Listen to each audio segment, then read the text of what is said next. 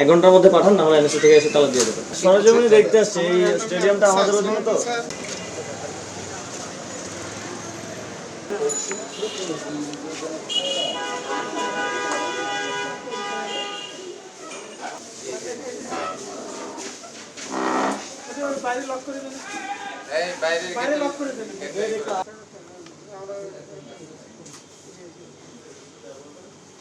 পুরানো লোক কেউ নাই, পুরানো এই শোরুমে নাকি আপনার কারা ভাইয়া?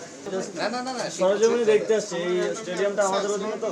জি স্যার আমরা ওই যে বঙ্গবন্ধু স্টেডিয়ামে তো এটা ওই যে ইয়াতে না ওইটা তো আপনি জানেন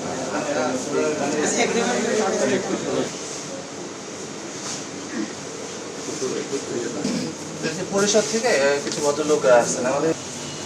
আপনারা রওনা দেওয়া লাগবে না, এতক্ষণ ওখানে ঘুমাইছেন তাই তো?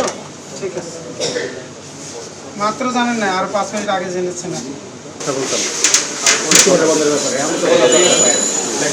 ডানে ডানে ডানে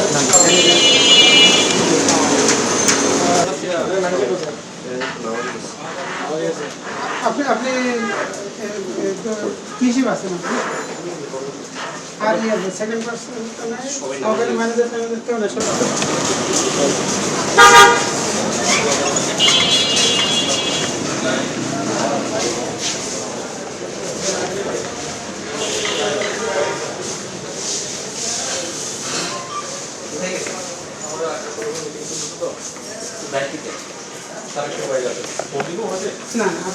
আপনি বলেন।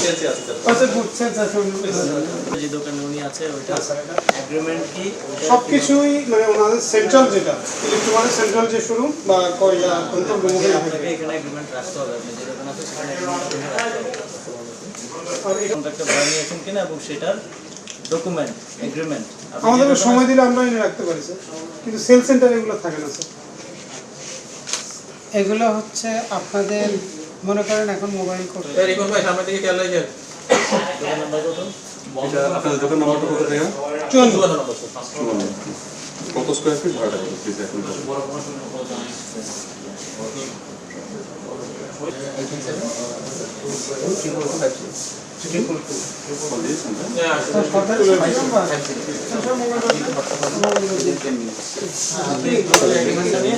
আমাদের 4টা শোরুম আছে স্টেডিয়াম। কয়টা সময় আপনাদের?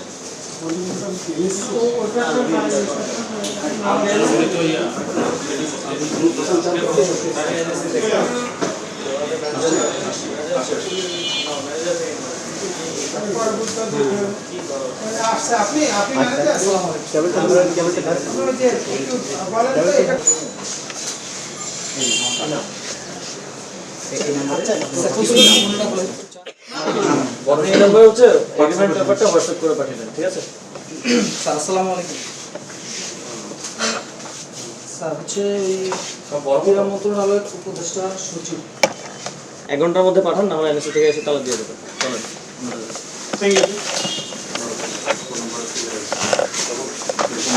এটা পয়েন্ট অফ কন্ট্যাক্ট দিয়ে ঠিক আছে?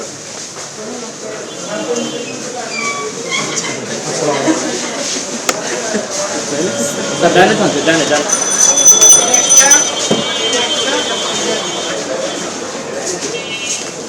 তো ভাই এইসি দেখেন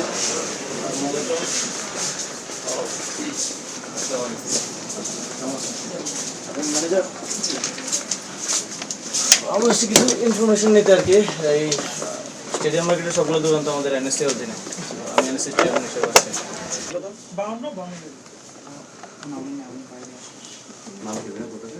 এবি ইলেকট্রনিক্স উনি নিজে বলে আছেন।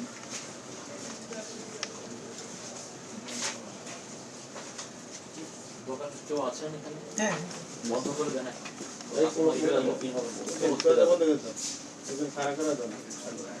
সামনে দাঁড়াও।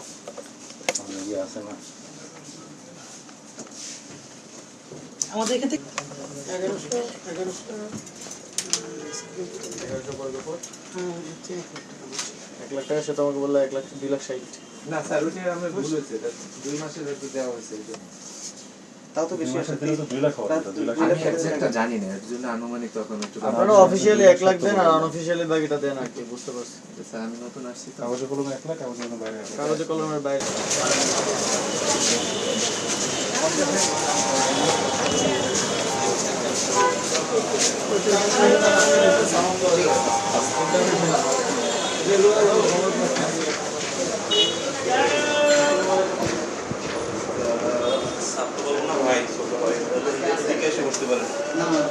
হ্যাঁ বসে।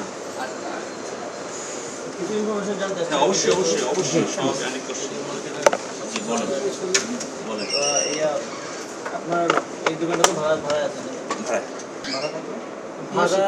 1,35,000। 1,35,000 পার মান্থ। এগারোশো স্কোয়ার ফিট 1 লাখ টাকা ভাড়া দেয় আর হচ্ছে না না, ওইটা তো সে প্রথম যেটা বলছে। এটা তো এই যে এদিকটা তো বাতি, তারপর ওই যে মুখ মারা না। আমি একটু হালনাগাদটা দেখতে চাইলাম আর কি, আসলে কি অবস্থা, মানে বাস্তবে না আসলে তো অনেক ইনফরমেশন গ্যাপ হয় এবং আপনারা তো জানেনই।